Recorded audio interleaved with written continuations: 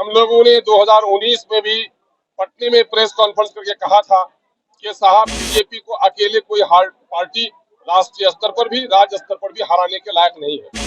इस वक्त एक लार्जर अलायंस बनाने की जरूरत है। अगर इस अलायंस में हमें शामिल होने के लिए कहा जाएगा तो हम अपने शर्तों के साथ उसमें शामिल होंगे। अगर कोई मेरे साथ शामिल होना चाहे तो मैं उनका भी इस्तेमाल करता हूँ। और नतीजा होगा कि कुछ लोग हमारे साथ आए भी और इन लोगों ने हम लोगों को उस वक्त विचारा नहीं डाला। नमस्कार, आप लाइव सिटीज देख रहे हैं और आपके साथ मैं हूं वसीम खान। देखिए, विपक्षी दलों की एक अहम बैठक के बाद अलायंस का नाम इंडिया रखा गया। दूसरे तरफ बीते दिनों एनडीए की भी बैठक थी, मगर उस बीच बिहार की सियासत लगातार गर्माती जा रही है। एआईएमआईएम ने साफ साफ लफ्ज़ों में कह दिया है कि इंडिया के साथ जाना चाहेंगे, मगर कुछ शर्तें हैं, और अगर उन शर्तों को जो अलायंस इंडिया है वो मानती है तो वो इंडिया के साथ खड़े रहने के लिए तैयार हैं। सबसे पहले आप एआईएमआईएम के बिहार प्रदेश अध्यक्ष सह विधायक अख्तरुल ईमान को सुनिए। हम लोगों ने 2019 में भी पटना में प्रेस कॉन्फ्रेंस करके कहा था कि साहब बीजेपी को अकेले कोई पार्टी राष्ट्रीय स्तर पर भी राज्य स्तर पर भी हराने के लायक नहीं है। इस वक्त एक लार्जर अलायंस बनाने की जरूरत है। अगर इस अलायंस में हमें शामिल होने के लिए कहा जाएगा तो हम अपने शर्तों के साथ उसमें शामिल होंगे। अगर कोई मेरे साथ शामिल होना चाहे तो मैं उनका भी इस्तेमाल करता हूँ।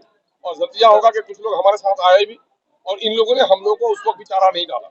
और आज भी उनको हमसे परेशानी है कि मदरसा अजीजिया में आग लग जाती है, सब कोई मुंह में पट्टी बांध के रखता है और एमआईएम ही आवाज लगाती है।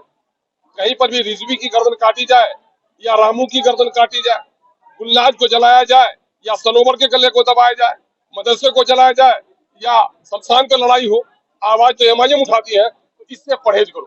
ये लोग इसी वजह से हमसे परहेज कर रहे हैं। तो नतीजा ये हुआ कि मजबूरी में हमको केसरी राह निकालने की जरूरत आन पड़ी है हम थर्ड अलायंस के लिए।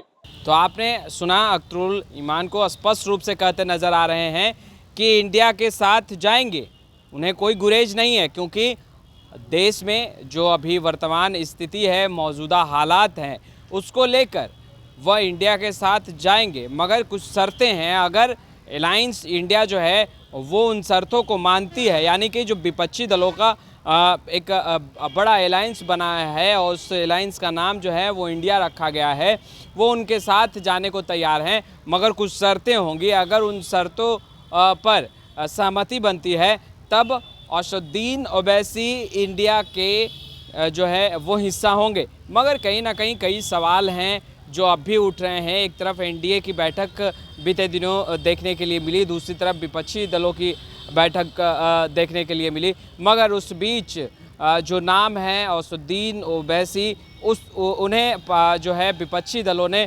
आमंत्रण नहीं दिया था। और मगर अब जो सियासत है वो गर्म है। अख्तरुल ईमान ने स्पष्ट रूप से कहा है कि उन्हें इंडिया अलायंस के साथ जाने में कोई दिक्कत नहीं है, कोई गुरेज नहीं है, मगर शर्त, अगर कुछ शर्तें हैं, अगर वो इंडिया मानती है तो वो उनके साथ जाएंगे। खैर, इस वीडियो में इतना ही। आपका बहुत बहुत शुक्रिया।